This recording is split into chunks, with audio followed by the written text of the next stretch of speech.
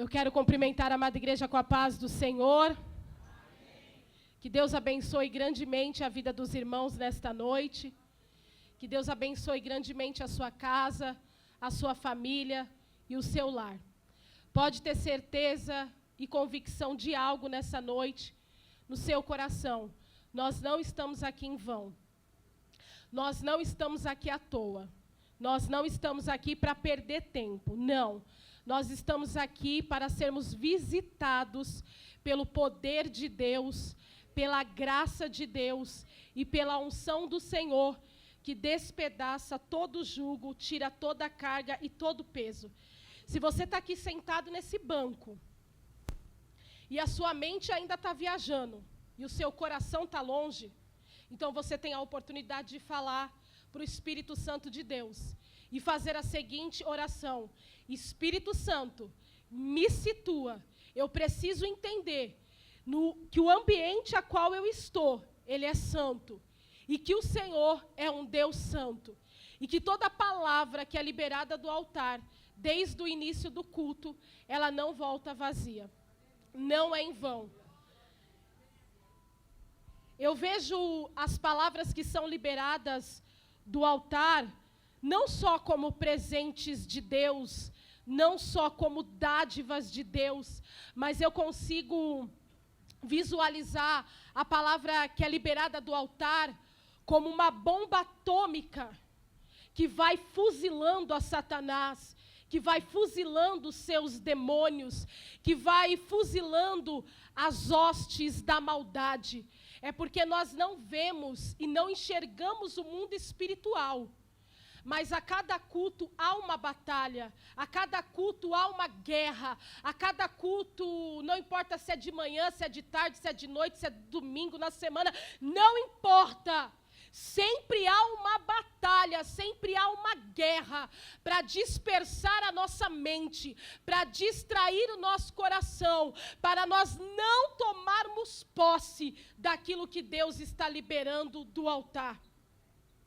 Eu tenho feito a seguinte oração nesses tempos. Aliás, nesses últimos tempos da igreja na terra. É uma oração pessoal e particular minha para com Deus e, de uma forma geral, uma oração coletiva. Eu tenho falado para o Senhor: Pai, se o Senhor voltar hoje, praticamente 70% da igreja ficará. Eu creio nisso. Eu acredito nisso. 70%. Poucos, ao meu ponto de vista humano e carnal, vão realmente subir. E eu tenho falado para o Senhor: Pai, nos faça ter um encontro verdadeiro contigo. Para que quando a trombeta soar, eu e você não venha ficar aqui. Para que quando a trombeta soar, às vezes ela pode soar num culto como esse, agora, daqui a alguns minutos. E a gente se espantar e olhar para o lado, para o irmão e falar: você ficou? Não acredito. Eu fiquei, não acredito. Então é um tempo de muita reflexão. Vou te falar uma coisa: tudo vai ficar aqui. Casa, carro, a sua roupa bonitinha que você tem lá no armário, que às vezes você gastou R$1.000, seu tênis de 1.200, 1.300, eu não sei. Vai ficar. Então, não queira vir para a igreja simplesmente porque você não tem para onde ir. É o que eu falo para minha filha: ou porque você é filho de crente, ou porque você está aqui: ai meu Deus, eu tenho que cumprir um protocolo. Acabou, não dá mais tempo disso. Eu nem ia falar essas coisas, mas o Espírito Santo ativou o meu coração para te falar nessa noite. Jesus Cristo está voltando. Você que está sentado, você sabe se você é crente de verdade ou não. Você sabe. Por mais que eu fique aqui 40, 45 minutos pregando, você sabe se o seu nome está escrito no livro da vida ou não. O Espírito Santo está mandando eu falar para a igreja: você sabe. Então faça uma autorreflexão.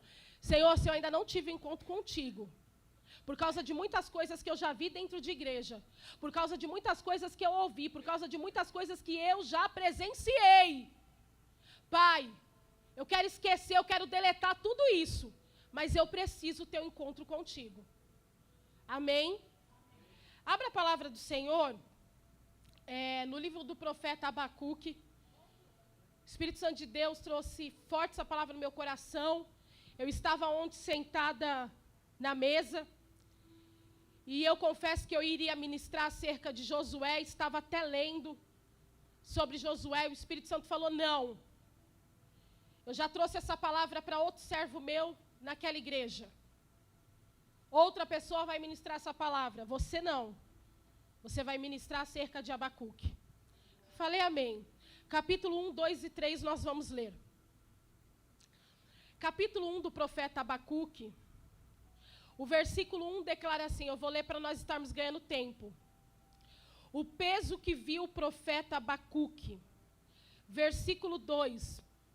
Até quando, Senhor, clamarei eu, e tu não me escutarás? Gritarei violência e não me salvarás.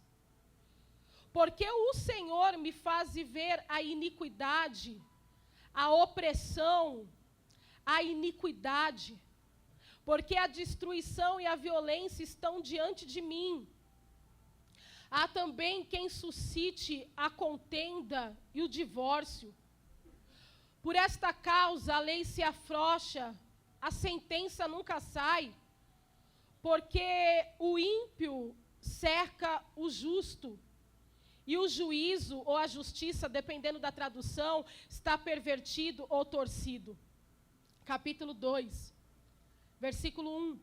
Sobre a minha guarda estarei, e sobre a fortaleza me apresentarei, e vigiarei para ver o que o Senhor fala comigo, e o que vai me responder. Versículo 2.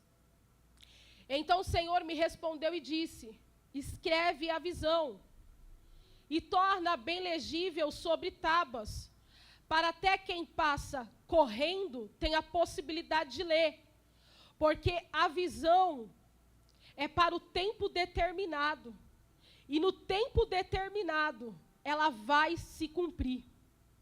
Espera, porque certamente virá e não tardará. No versículo 4, eis que a alma do soberbo não é correta, mas o justo viverá pela fé. No capítulo 3, que na realidade Abacuque não é capítulo, tá, irmãos? O certo e o correto de falar seriam números. Mas para entender melhor, capítulo 3, verso 1. A oração do profeta Abacuque sobre a forma de canto. Ouvi, Senhor, a tua palavra e temi. Ou dependendo da tradução, eu ouvir as tuas declarações, estou alarmado ou assustado. Aviva, ó Senhor, a tua obra. No meio dos anos, no decurso dos anos, a notifica. E na ira se lembra da misericórdia. Amém? Vamos orar?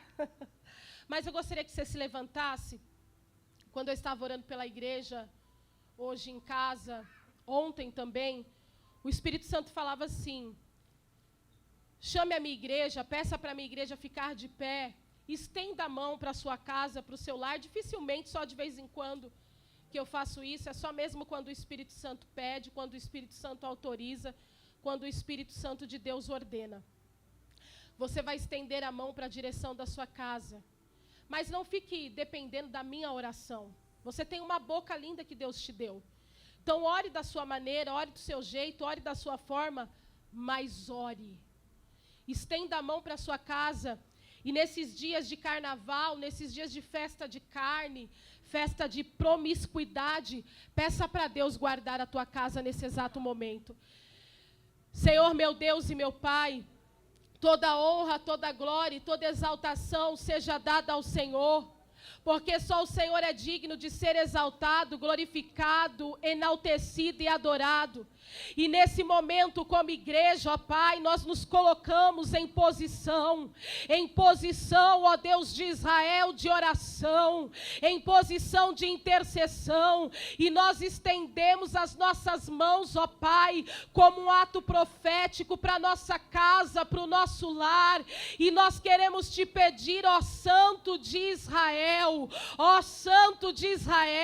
vai visitando a nossa casa, vai visitando o nosso lar, e eu quero te pedir, Senhor, que os teus carros e cavalos de fogo, que estavam ao redor do profeta Eliseu, que estes carros e cavalos de fogo, também agora estejam ao redor da nossa casa, do nosso lar. Ah, meu Deus, que nenhum mal entre na nossa casa, que nenhum mal entre na nossa casa, nesses dias a qual o povo, a qual muitos, ó Pai, estão se prostrando diante do diabo, estão se prostrando diante, ó Pai, de tudo aquilo que não te agrada e não te glorifica. Nós queremos te pedir, Senhor, que um anjo com uma espada desembainhada a todo tempo esteja guardando a entrada da nossa casa, os nossos familiares, alabaçou de Cássia, os nossos entes queridos. Lança por terra nesta noite toda obra contrária que tem sido feita contra as nossas vidas, e nós nem sabemos, e nós nem imaginamos. Às vezes alguém com o coração cheio de maldade coloca o nosso nome na boca do sapo, alabacandarabaçou. Às vezes alguém com tanta maldade vai fazendo tantas coisas ruins contra a nossa vida, contra o nosso trabalho, no mundo espiritual, mas a tua palavra declara que toda ferramenta do inferno, do inimigo, do adversário, preparada contra a nossa vida, é a tua palavra e ela tem poder, não prosperará, não prosperará. Então lança por terra toda a mandinga que foi feita, todo o trabalho que foi feito, urabacalabassuri alabacácia. Meu Deus, meu Deus, meu Deus, visita a nossa casa com paz, com alegria. Tira toda a guerra dessa casa, tira toda a confusão dessa casa, tira todo o desentendimento desta casa, tira, Senhor, toda a desunião de dentro deste lar, rabassudecácia.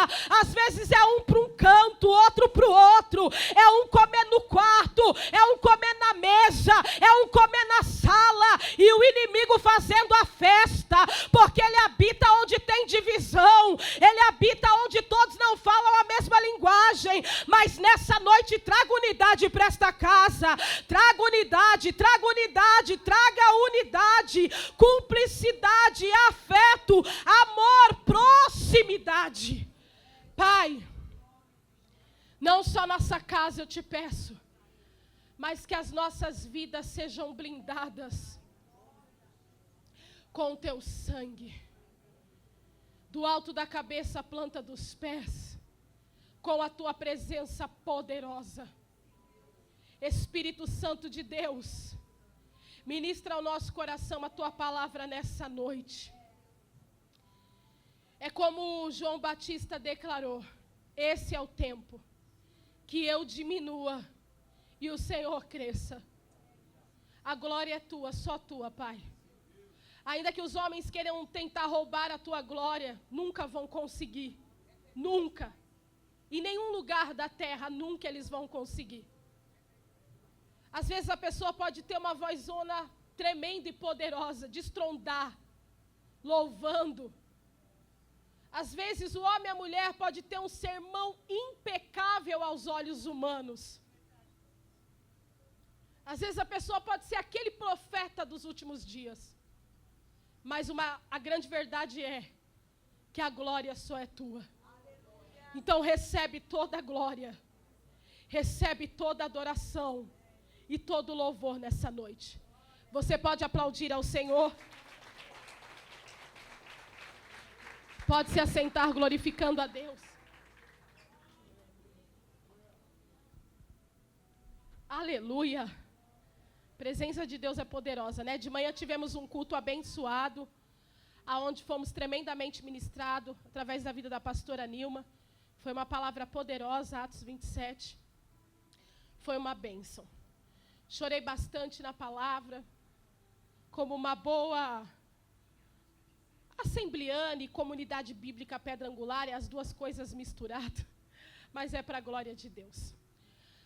Aqui a palavra do Senhor que acabamos de ler nessa noite, nesse texto, nessa narrativa, já começa nos ensinando, já começa nos dando referência acerca de Abacuque. Abacuque foi um dos profetas menor do Antigo Testamento. E o significado do nome de Abacuque é tremendo, porque o nome de Abacuque significa lutador ou abraço. Que significado poderoso e profundo. Lutador ou abraço.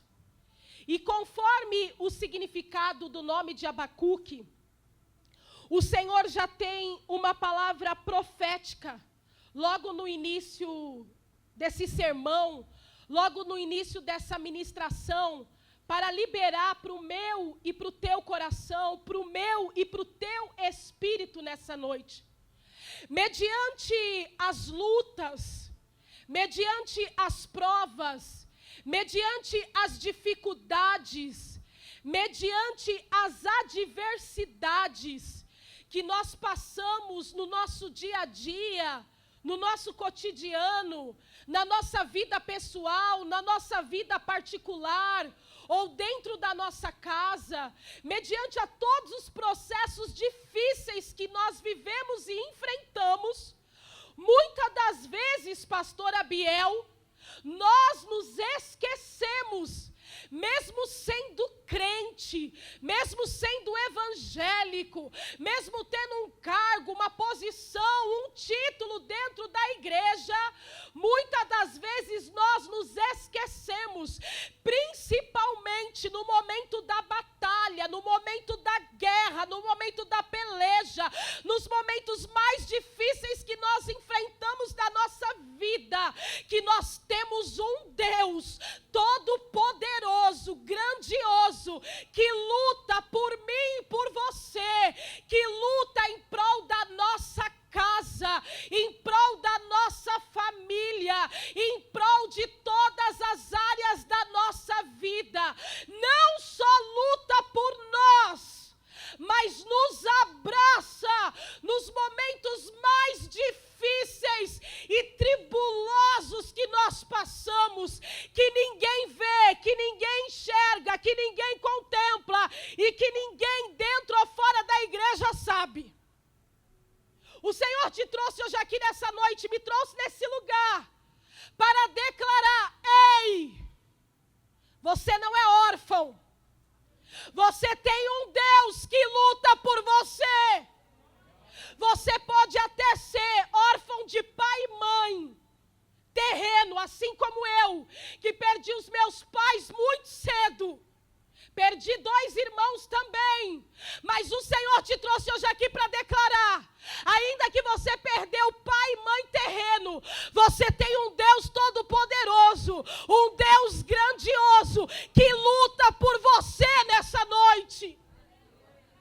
Às vezes, para muitos, essa palavra pode não ter importância alguma, mas o Senhor, Ele está falando com aquele que abre o coração.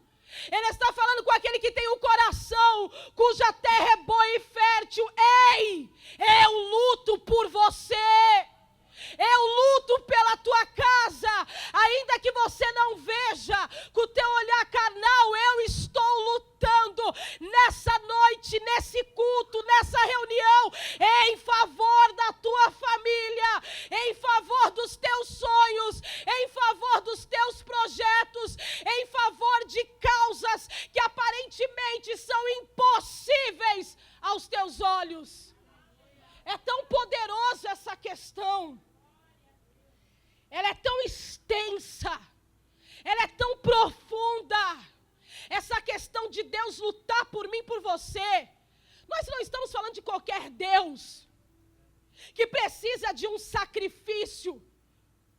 Não, nós estamos falando de um Deus soberano, de um Deus poderoso, Criador dos céus e da terra e de todas as coisas.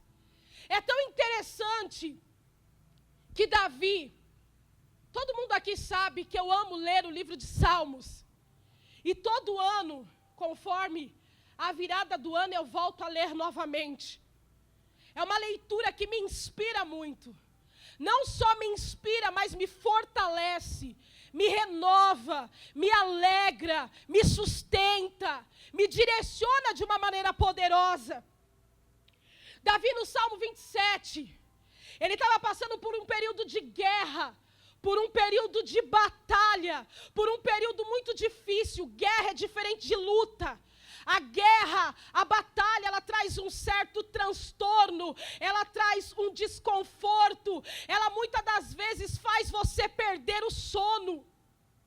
Luta é uma conta normal aqui que você tem para pagar, e às vezes não tem os R$100 da água, ou R$70 da conta de luz, mas daqui a pouco você trabalha, você se vira, pede emprestado para alguém e você paga.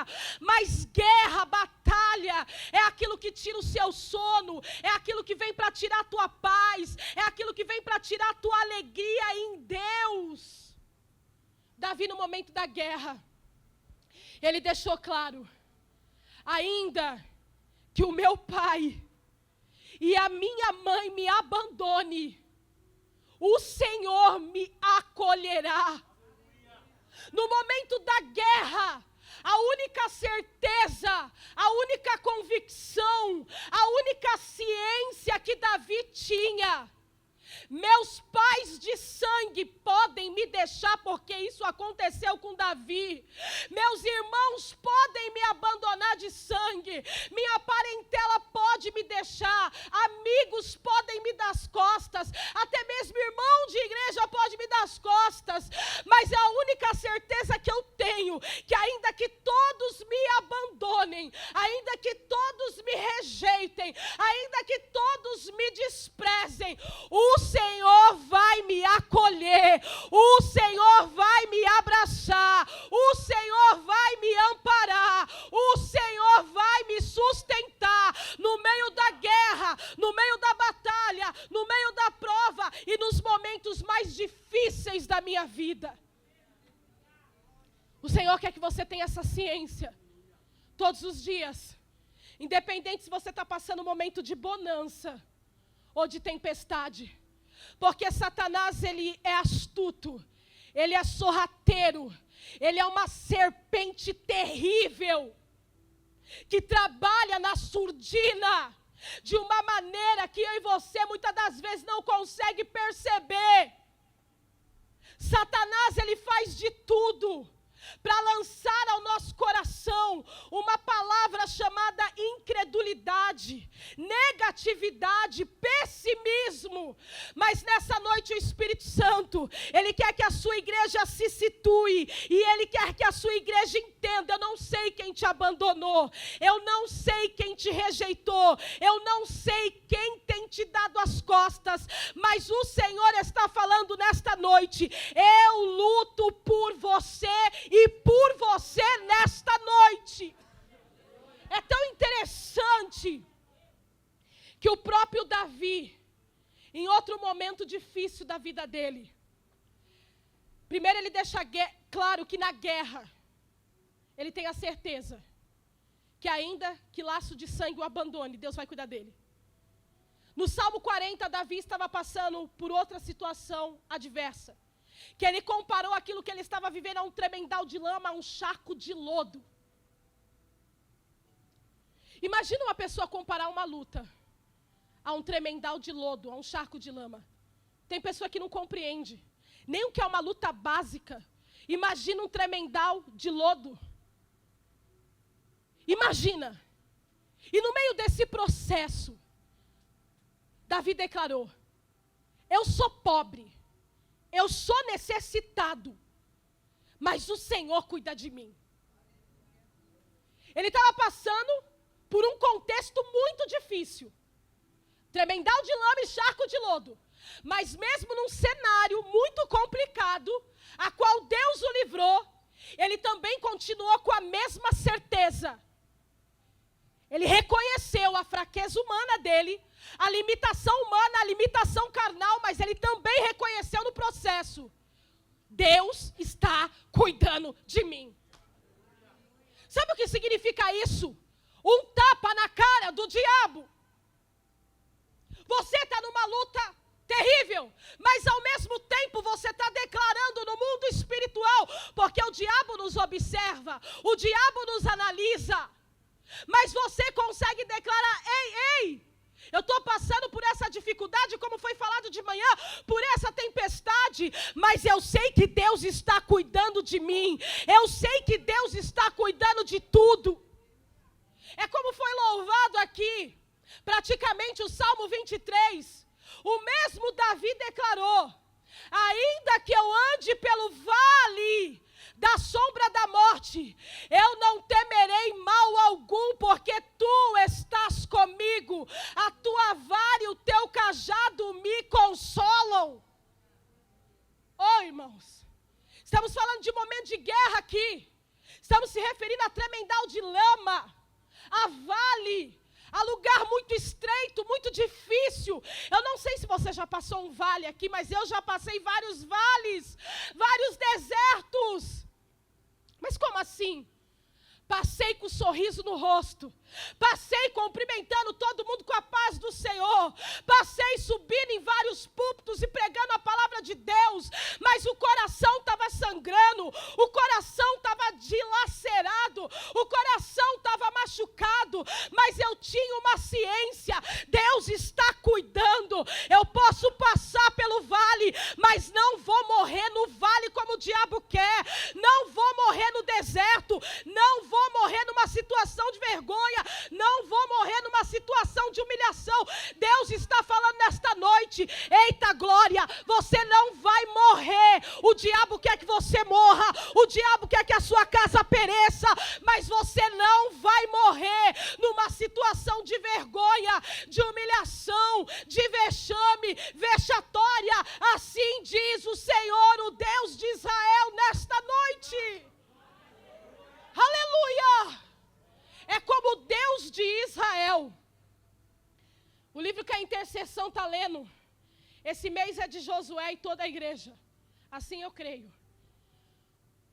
Em Josué capítulo 1 é a primeira vez que Josué vai ouvir a voz audível de Deus. Até então Josué nunca tinha escutado a voz de Deus. Ele observava o Senhor falando audivelmente com Moisés, mas Deus nunca tinha falado com ele, nunca. Mas após a morte de Moisés, num período de luto, num período de dor, num período de perda, o Senhor se apresenta no cenário e começa a reafirmar a chamada que tinha na vida de Josué e a missão que o Senhor tinha para concluir através da vida dele. E a primeira vez que ele ouve a voz de Deus, a primeira vez que o Senhor se apresenta a ele, o Senhor se apresenta de uma maneira poderosa, no cenário de dor, de luto, de perda, de lágrima, de sofrimento, porque afinal de contas a nação inteira perdeu a sua referência de liderança, e o Senhor se apresenta para aquele homem e começa a declarar assim: ei, como eu fui com Moisés, assim eu serei contigo, eu não vou te abandonar, eu não vou te deixar. E te digo mais, Josué, aonde você colocar o teu pé, ninguém vai poder te resistir, te vencer todos os dias da tua vida. Aonde você colocar o teu pé, eu vou te abençoar, eu vou te honrar. Então o Senhor se apresenta, deixando claro: ninguém vai poder te resistir. Ninguém vai te... Imagina um Deus soberano chegando agora e falando no meio do seu ouvido: Núbia, aonde você colocar o teu pé, você vai ser abençoada, você vai ser honrada. Aonde você colocar o teu pé, os inimigos que vão bater em retirada, eles não vão prevalecer, não, porque eu, Deus de Israel, serei contigo por onde quer que andares, por onde quer que andares, por onde quer que andares. É disso que se trata nessa noite, este culto. E é tão poderoso que o mesmo Deus que fala com Josué, na hora do luto, para trazer ânimo, para trazer coragem, para trazer incentivo, para trazer força, disposição, determinação, é o mesmo Deus que usa Moisés para falar com o mesmo povo, quando eles foram libertos do Egito, da escravidão, quando eles estavam acampados junto ao Mar Vermelho, quando aquele povo já havia sido liberto, quando eles percebem que Faraó está se aproximando, junto com os seus carros, junto com os seus cavaleiros, o mesmo Deus, em contextos, em cenários diferentes, ele usa Moisés para declarar para aquele povo: não é para ter medo de Faraó, não é para ter medo dos carros e cavalos de Faraó, não, o Senhor pelejará por vós e vos calareis. O Senhor nos trouxe hoje aqui para declarar: ei, não vou te abandonar, ei, não vou te deixar. Eu não sei o que está acontecendo, mas eu tenho a certeza que quem está passando por processo difícil hoje aqui, o Espírito Santo está trazendo esta palavra de ânimo, esta palavra de graça, esta palavra de incentivo, está deixando claro: eu vou pelejar, eu vou lutar, eu vou guerrear, e digo mais, vou colocar Faraó, seus oficiais e seus cavaleiros para correr nesta noite. Noite propícia para uma guerra espiritual. E é disso que eu gosto. Eita glória. Voltando para o texto. Nós não temos muitas informações concretas acerca de Abacuque, acerca da sua vida, da sua genealogia, da sua descendência, da sua história. Não temos nenhuma informação concreta sobre esse profeta. Mas os estudos afirmam e reafirmam que praticamente ele nasceu, cresceu e viveu antes do povo de Judá ser levado para o exílio babilônico. E o primeiro ensinamento que o Senhor quer trazer ao nosso coração, porque primeiro ele liberou a palavra profética, o primeiro ensinamento dentro desse contexto é esse, para você entender o que Deus quer falar dentro do livro do profeta Abacuque. Abacuque, ele foi instrumento do Senhor, ele foi boca de Deus, ele exerceu seu ministério profético, de profeta de Deus, ele exerceu seu ministério de intercessão em um período a qual a nação de Judá estava totalmente longe, afastada e distante de Deus. Eles não estavam só parcialmente afastados. Você vai entender o que Deus quer dizer aqui. Eles estavam totalmente longe. Mas, missionário, o que significa uma pessoa parcialmente afastada? É uma pessoa que namora a igreja. Ela vem para o culto. Ela vem para a reunião. Ela senta aí. Às vezes até faz a obra dentro da igreja. Mas ela não tem aquele compromisso do casamento. Ela não tem aquele compromisso, espiritualmente falando, de um matrimônio. Ela só namora. É bom estar aqui.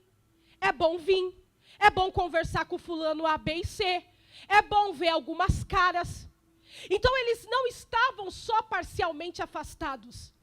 Eles estavam totalmente longe. E nós conseguimos visualizar essa questão desse distanciamento, dessa frieza, dessa apostasia, quando nós lemos o livro do profeta Jeremias. Agora eu quero que você preste atenção, porque eu gosto de trazer o contexto histórico, o contexto geográfico, a revelação de Deus. Mas o que Abacuque tem a ver com Jeremias? Deixa eu te falar uma coisa nessa noite. Não tem como você ler Abacuque e não ler Jeremias, Obadias e Sofonias e Ezequiel. Porque ambos os profetas, conforme os estudos afirmam e reafirmam, eles foram contemporâneos. O que significa ser contemporâneo? Significa que eles viveram na mesma época, no mesmo período, no mesmo tempo, e se conheciam e praticamente foram usados por Deus para profetizar para o mesmo povo em intervalos de diferente, mas no mesmo contexto. Deu para entender? Então vamos lá. Vamos compreender o nível de afastamento desse povo. Deixa eu fazer uma foto aqui, irmãos. Amém. Pode tirar, Clarinha. Deixa ela sem graça. Você vai entender o que Deus quer dizer nessa noite. Jeremias capítulo 2. Quando você for ler os profetas menores, você tem que passear em Jeremias. Você tem que passear em Ezequiel. Porque eles estão interligados. Não tem como ler um para poder entender o outro. Jeremias 2. A Bíblia declara que esse povo estava tão longe que eles abandonaram o Senhor. Deixou. Abandonou o seu Deus, o Deus de Israel, que era o seu manancial de água viva, que era a sua fonte de vida. É algo muito sério. Abandonar alguém que é a sua fonte de vida, fonte de cura, de libertação, de restauração, de restituição e de direção. E além de abandonar a Deus, pastor Abiel, que está aqui fixo, eles deixaram de servir ao Senhor, abandonou, deixou de servir ao Deus de Israel. E o terceiro passo, começaram a se prostituir após outros deuses. O negócio foi piorando. Capítulo 6. Além de abandonar Deus, além de não querer servir, além de começar a se encurvar diante dos deuses estranhos da época, eles começaram a ter vergonha da palavra de Deus. Eles começaram a ter vergonha da lei. E além de ter vergonha, não quiseram mais ouvir. Tem alguma coisa diferente dos dias de hoje? Não. Vou abrir uma ressalva aqui, um parêntese. Às vezes trabalhamos muito na obra. Mas Deus não quer que eu e você só trabalhe. Ele quer que eu e você sente para ouvir. Porque quando você não ouve aquilo que te alimenta, quando você não para receber aquilo que te alimenta, quando vir a primeira guerra ali na frente, você vai ser o primeiro a ser atingido. Então, ou seja, e para piorar o cenário, os profetas da época, o povo já está afastado, mas começou de algum lugar, começou dos grandes, começou da hierarquia, profeta, sacerdote e líderes religiosos da época. A Bíblia enfatiza em Jeremias que eles se tornaram desleais diante de Deus. O que significa ser desleal? Significa ser infiel. E o que causou essa infidelidade? A ganância, a soberba, a arrogância, a prepotência, a avareza, o amor ao material. Ou seja, os líderes da época deixaram a Deus, porque começaram a amar mais o material, mais o supérfluo, do que o próprio Deus. E para piorar, esses mesmos líderes desleais, estava tudo junto e misturado no pacote. Profeta, sacerdote, líder. Eles começaram a pregar para o povo. O que eles pregaram para um povo que não queria ouvir a verdadeira palavra? Está tudo bem, está tudo em paz.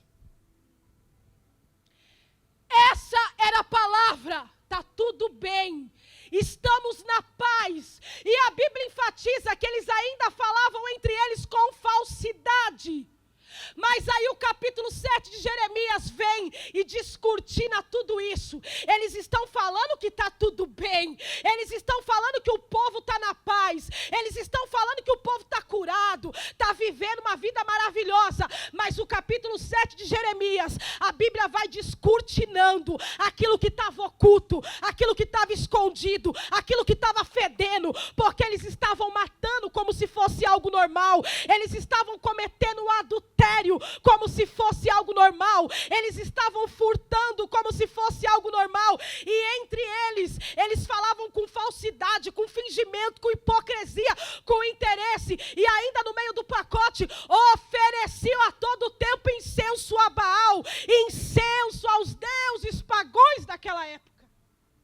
E no meio desse cenário de falsidade, de soberba, de avareza, de ganância, Deus se apresenta no capítulo 8, porque no capítulo 6, o ouvido daquele povo se tornou obstinado, desligado, insensível, não queriam mais ouvir a verdade. Aí no capítulo 8, mesmo Deus que luta por mim e por você, Ele se apresenta através da vida de Jeremias, e Jeremias começa a declarar para aquele povo, é os profetas que está faltando hoje em dia, vocês são uma raça obstinada, porque vocês deixaram ao Senhor e começaram a seguir outros deuses.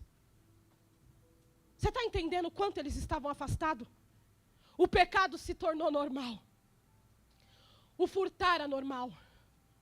O trair era normal.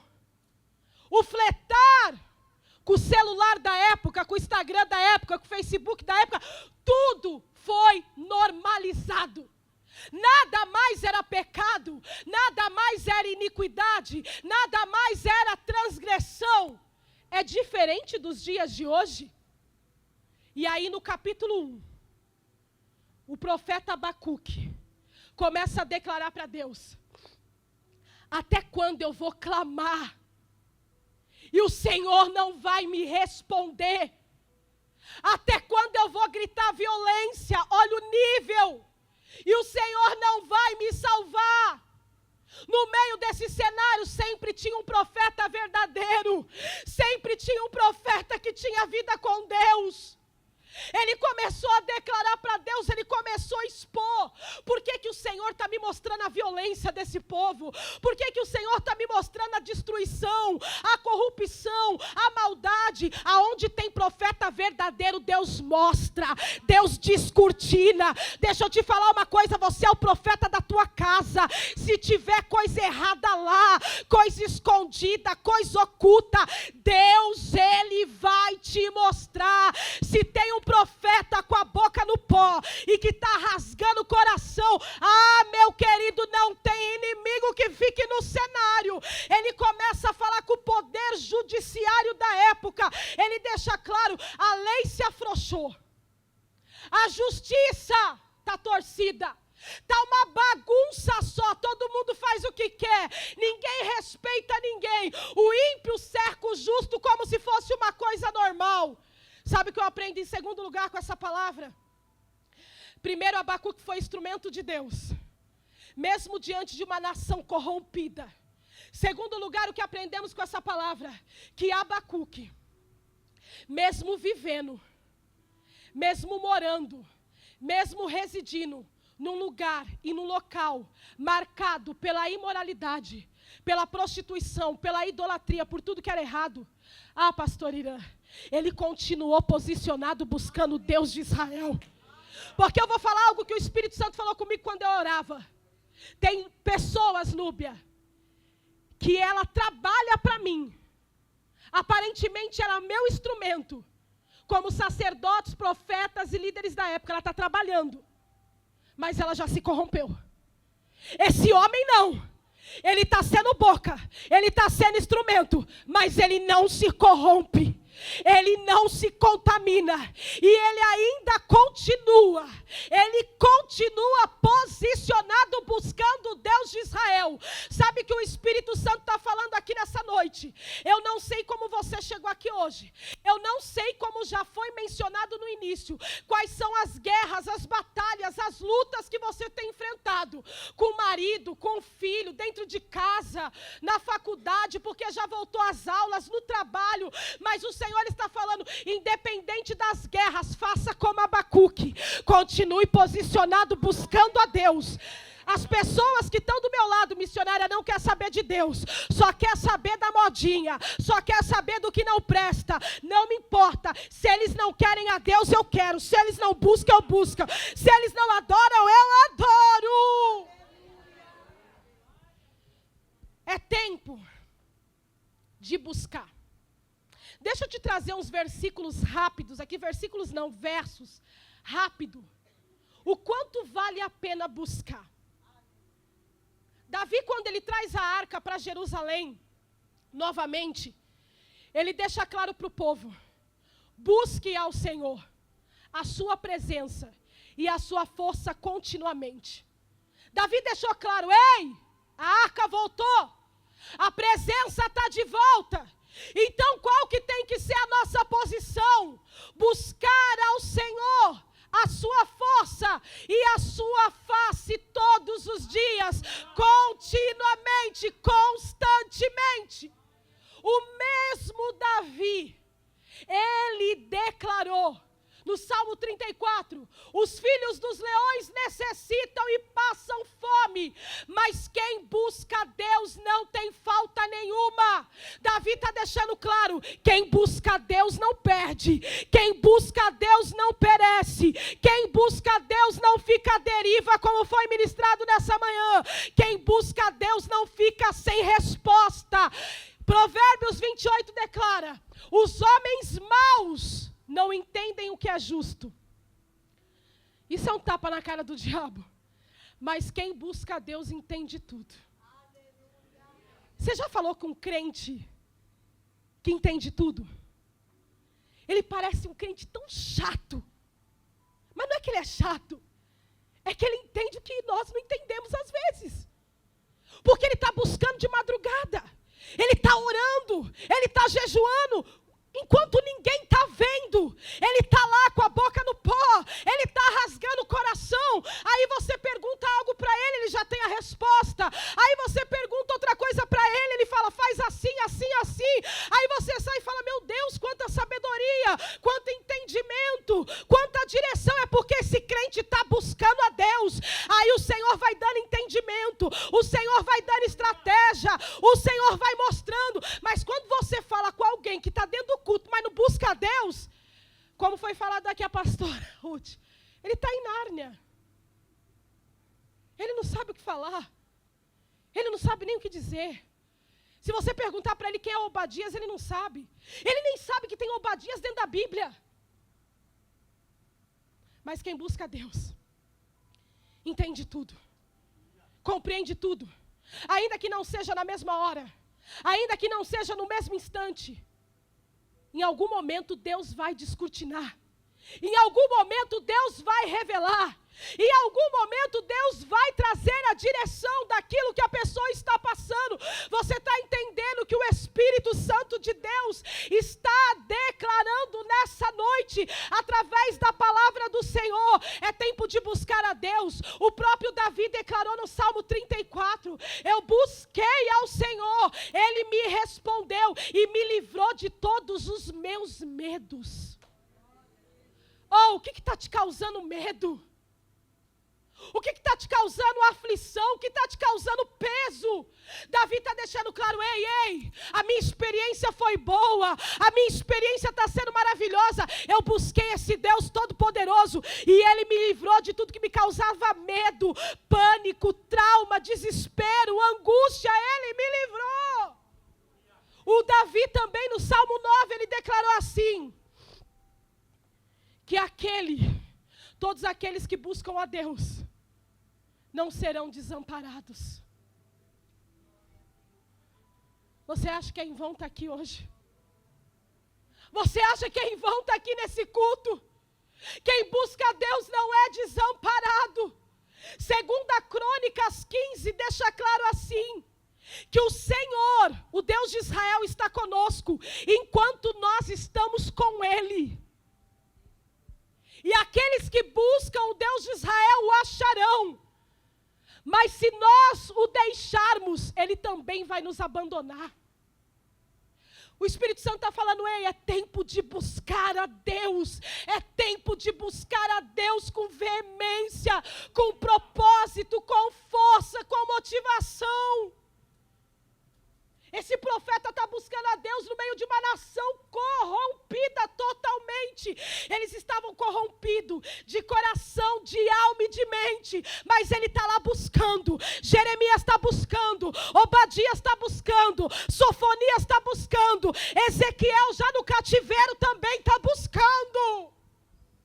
É tempo de buscar a Deus. E aí, conforme ele foi buscando ao Senhor, o Deus de Israel começou a revelar para ele o que ia acontecer com aquela nação, o que ia acontecer com aquele povo. No livro de Amós, a Bíblia declara que o Senhor não revela, o Senhor não faz nada antes, sem revelar os seus segredos aos seus servos, os profetas. O Senhor começa a revelar para Abacuque. Abacuque é o seguinte: eu sei que você não está aguentando mais ver tanta coisa errada, porque às vezes a gente não aguenta, irmão. Parece que vai faltar o ar em mim e você. Você aconselha, você fala e a pessoa continua ali teimando, fazendo coisa errada. Parece que daqui a pouco o ar vai sumindo. O Senhor falou: pera, Abacuque. Sabe o que vai acontecer com esse povo? Eu vou suscitar, eu vou levantar os caldeus, a nação babilônica. E olha, Abacuque, esse povo aí não é brincadeira. Eles são uma nação cruel, terrível, amarga, perversa. E Abacuque é essa nação. Em outras palavras, parafraseando o texto, a narrativa, é essa nação cruel e terrível que vai levar esse povo para o cativeiro. Abacuque, essa nação é tão terrível que eles tomam casas que não são suas. Eles tomam moradias que não são suas. E te digo mais, Abacuque, o Deus dessa nação é a força deles, é o poder que eles têm, poder bélico. Abacuque, é esse povo. Sabe por quê, Abacuque? Tem hora que tem que ir para a disciplina, tem hora que tem que passar pela disciplina para poder se voltar novamente para Deus. Então o Senhor foi descortinando para o profeta. Deus está falando: nesse tempo eu vou te descortinar tudo que está acontecendo. Eu vou descortinar, eu vou mostrar. Nada vai ficar em oculto, assim diz o Senhor.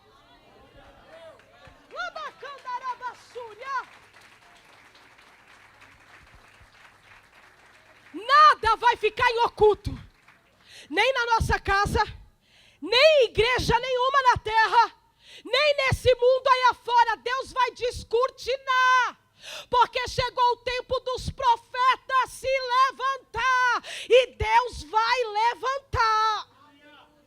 Se o profeta subir no púlpito, não importa a placa de igreja, e começar a vir com uma palavrinha: ai, Deus te ama, e o povo afastado, longe, pintando e bordando, ele não vai conseguir pregar. Deus está falando: é tempo de descortinar. Deus tem pressa, e Ele está falando: eu vou mostrar, eu vou revelar, nada mais vai ficar escondido.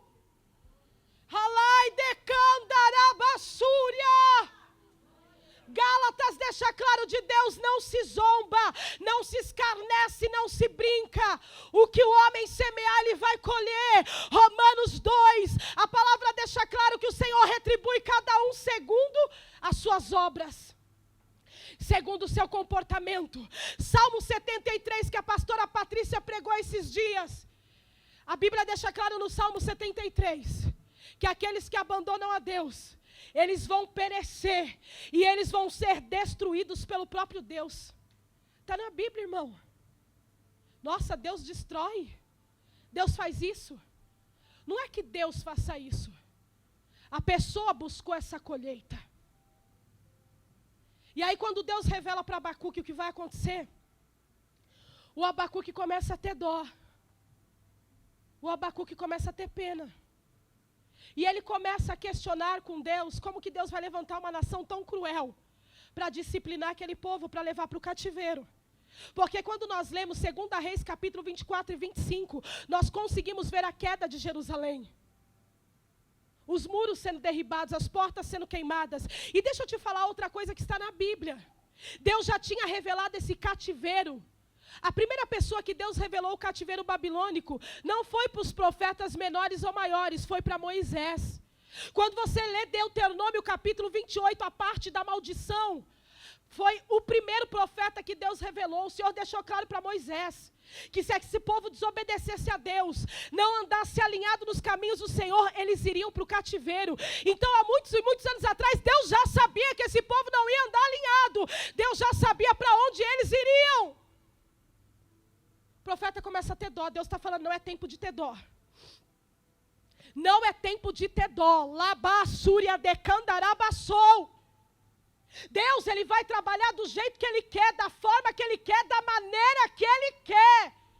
Entenda algo, quando Deus, Ele começa a trabalhar na minha vida, na nossa casa, na igreja, na nação, Ele não trabalha para prejudicar, Ele não trabalha para destruir, não, porque a vontade dEle é boa, perfeita e agradável, e a bênção dEle enriquece, não acrescenta dores. E a Bíblia também deixa claro, quando o povo já estava no cativeiro, eu é que sei o pensamento que tem acerca de vós, é pensamento de bem, de paz e não de mal, para vos dar o fim que desejais. Deus nos trouxe hoje aqui para declarar, ei, eu vou trabalhar, mas é do meu jeito, é da minha maneira, então não se espanta, não fica surpreendido, porque eu vou alinhar muita coisa que está desalinhada, eu vou ajustar muita coisa que está desajustada, eu vou colocar no lugar muita coisa que está fora do lugar. Hoje eu entro, hoje eu deixo, hoje eu faço, hoje eu começo o meu trabalhar. Rabadassória, Labacandarabassúria. Eita Deus, para adiantar, para ir para o encerramento, Deus descortina. E aí o Senhor fala assim para ele, porque no capítulo 2 ele se coloca na torre de vigia, ele ainda quer a resposta. E Deus fala assim para ele, profeta, é o seguinte, quando Deus começa a trabalhar, não tem muita conversinha com Deus. Meu filho, quando Deus começa a trabalhar, vou falar num dito popular aqui, que eu estou em casa, estou na minha igreja, se fosse numa assembleia eu não usaria esse termo. Vamos ficar na nossa, ou fica na sua. Porque o profeta ainda vai para a torre de vigia buscar resposta. E Deus é categórico e fala assim para ele, meu querido, escreve a visão em tábuas. Minha resposta é essa. Porque até quem passar correndo vai conseguir ler, vai conseguir enxergar, vai conseguir visualizar. Porque a visão, ela vai se cumprir, não se tardará. Você entendendo ou não, Abacuque, esse povo vai para o cativeiro. Você não entendendo ou não, vai ter disciplina. Você não entendendo ou não, eu vou trabalhar. Aí ele fala assim para o profeta, sabe qual é a sua parte? O soberbo, o arrogante, o ganancioso, a sua alma não é reta nele, mas nesse tempo, Abacuque, do meu trabalhar, o meu justo viverá pela fé. Deixa eu te falar uma coisa, é tempo de viver pela fé, é tempo de andar pela fé, é tempo de agir pela fé, é tempo de se mover pela fé. Por isso que Paulo declarou, nós não andamos, ele falou, nós andamos pela fé e não pelo que vemos. E a vitória que vence o mundo, o diabo, as trevas, é a nossa fé. Mas como que um crente adquire fé para vencer o mundo, para andar, para se mover, para agir pela fé? Ouvindo a palavra de Deus. Você só adquire fé para vencer o diabo, para vencer o inimigo, para vencer as trevas, se for pela fé. É tempo. Não vai dar para explanar aqui. Porque eu não quero passar do horário, né? De manhã já foi falado que nós estarmos no horário é uma virtude. Estou tentando me encaminhar nessa virtude. Jesus vai me ajudar. É tempo de viver pela fé. De se mover pela fé. Então, quando você sentar nesse banco, ouça a palavra. Eu vou falar uns 3 versos rápido aqui. O salmista, no Salmo 119, ele declarou assim, olha, eu tenho prazer na sua lei, porque ela é minha conselheira. Meu Deus do céu. Às vezes a gente busca conselho em tanta gente, em amigo de escola, em parente. Às vezes a pessoa está toda detonada, ela não tem nem condição de nos dar conselho.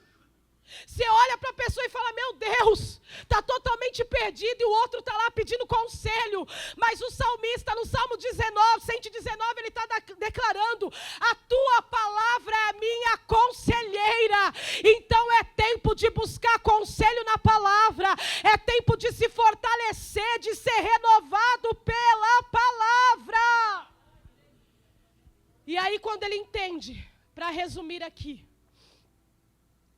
no capítulo 3, quando ele entende que é tempo do justo viver pela fé. Quando ele fala o justo vai viver pela fé, ele está deixando claro que os dias não seriam fáceis. Como Hebreus declara, o meu justo vai viver da fé. Se ele retroceder, minha alma não tem prazer nele. No capítulo 3, Abacuque fala assim, olha, eu tenho ouvido as suas declarações. Eu tenho recebido as tuas revelações. Eu estou alarmado, eu estou assustado. Mas independente de como eu estou, a oração dele mudou do capítulo 1 e do capítulo 2. Capítulo 1 é uma oração de indignação, de revolta, porque o pecado gera tudo isso na vida daquele que está procurando andar correto com Deus. No capítulo 2 ele quer resposta, no capítulo 3 ele mudou tudo. Ele falou, Senhor, não precisa me falar mais nada. A minha oração agora é essa. Aviva a tua obra. No decorrer e no decurso dos anos, a notifica. E na ira se lembra da misericórdia. O que ele estava declarando? Sabe qual é o significado da palavra avivamento no hebraico? Significa o transbordar da misericórdia, da graça, do favor, do amor, do perdão e do agir de Deus. Então esse profeta agora, ele se coloca na posição e ele começa a orar a Deus. Aviva a tua obra, aviva o teu povo no tempo de hoje, mas aviva também futuramente. Futuramente no tempo chamado hoje, transborda, derrama esse transbordar de graça, de misericórdia e de favor no meio do seu povo. E sabe qual é o significado da palavra avivamento também? Significa se manter vivo, estar vivo, ativo, atuante. Então igreja, Deus está nos chamando para esse tempo. Sabe qual é a suma desta palavra? Em 2026, século 21, o Senhor está falando, comece a orar, comece a clamar pelo avivamento de Deus dentro da tua casa, dentro do seu lar, no seu serviço, no meio da sua parentela. Chame, busque esse avivamento para a sua vida, porque quem está avivado se mantém vivo no processo de perseguição, de batalha, de guerra, de calúnia, de afronta e de humilhação. Um crente avivado, ele vem até arrastando para a igreja. Um crente avivado, ele pode estar cansado fisicamente, esgotado, mas na hora do louvor ele pula, na hora do louvor ele adora. Meu Deus, o que aconteceu chegou acabado, mas agora está pulando, está profetizando. Ah, meu filho, é um avivamento. Eu sou movido pelo avivamento, eu sou movido pelo avivamento.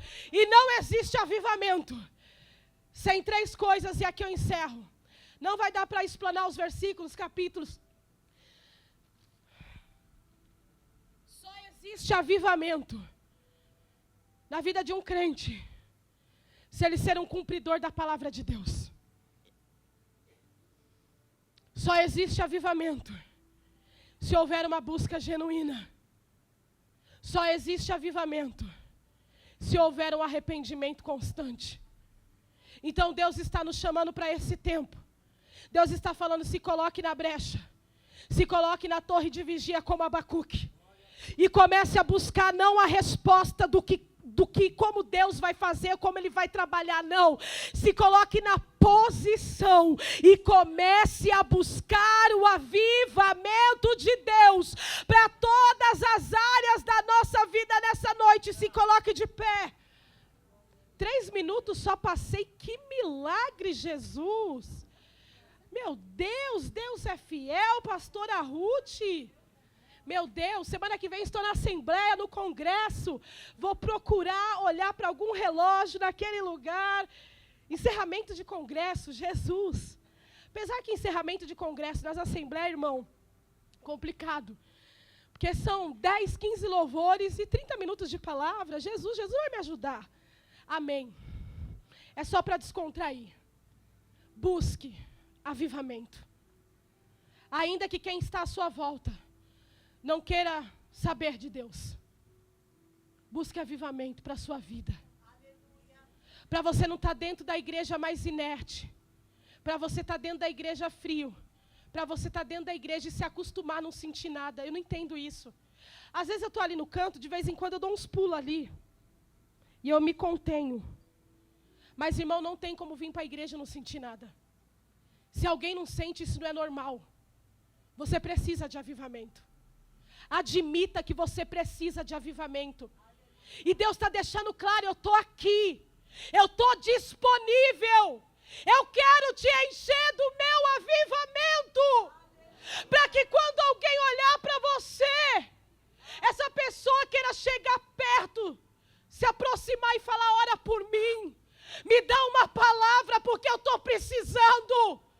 Não aceite terminar esse ano de 2026 com a mesma cabeça, com o mesmo coração, com a mesma mentalidade de só vir para a igreja, sentar e não sentir nada. O Espírito Santo acabou de falar no meu ouvido agora. Seja um avivado. Entra no grupo dos avivados. Faz alguma coisa. Porque o avivamento, igreja, está disponível nessa noite. Senhor, meu Deus e meu Pai, queremos te agradecer pela tua bendita e rica palavra. Ah, Deus de Israel, o Senhor está nos chamando para esse tempo de avivamento. Ah, Deus Todo-Poderoso, e eu aqui ousadamente eu faço essa oração, como Abacuque fez, me aviva, Senhor, porque eu não quero estar dentro da igreja morto espiritualmente, frio espiritualmente, ou fazendo as coisas por fazer, ou por barganha, ou por interesse. Ah, Pai, não queremos ser desleais diante da tua presença, porque nós sabemos que o fim de um desleal é muito sério. O fim de alguém que se afasta e fica anos brincando com as coisas do Senhor não é um fim bom. Nós temos vários exemplos na Bíblia Sagrada, e o Senhor já falou hoje aqui que não é mais tempo de brincar, não é mais tempo de fingir que é cristão, é tempo de buscar avivamento, é tempo de buscar avivamento. Só não busca avivamento quem se acha autossuficiente. Eu já conheço essa palavra, eu já sei essa palavra, eu já ouvi essa palavra, eu já vi isso, eu já visualizei aquilo. Não, Senhor, hoje nós estamos na posição de Davi. Eu sou pobre e necessitado, mas o Senhor cuida de mim. Nós estamos na posição de Davi. Vê se há em mim algum caminho mau, ruim, perverso, iníquo, e me guia pelo caminho eterno nesta noite. Pai, esse culto vai terminar daqui a alguns minutos, mas nós nos recusamos a sair daqui do mesmo jeito. É isso que o diabo quer, mas nós não vamos sair daqui do mesmo jeito. A nossa semana será uma semana de avivamento. Enquanto o mundo está comemorando a festa da carne, nós não estamos nos apontando, não. Foi escolha do mundo, porque muitos ali ainda não te conhecem. Mas, Senhor, profetizamos que vão te conhecer.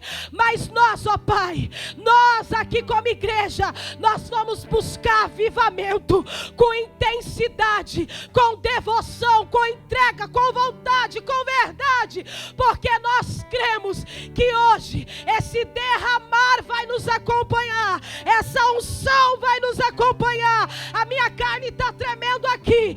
Esse poder de glória vai nos acompanhar. Rabadassória de Cássia. Tem crente aqui que faz tempo que não fala em língua estranha. Tem crente aqui que há muitos anos atrás o Senhor falava com ele em sonhos, o Senhor falava com ele com revelações profundas, mas hoje já se acostumou a ficar sem. Pega ele, Jesus, pega ele, Jesus, pega ele, Jesus, que ele volte à prática dos primeiros amor, que ele volte, que ele volte, que ele volte, Senhor, até esse contato profundo com o teu Espírito. É o que nós te pedimos e te agradecemos, em nome do Pai, do Filho e do Espírito Santo de Deus. Aplauda ao Senhor, igreja.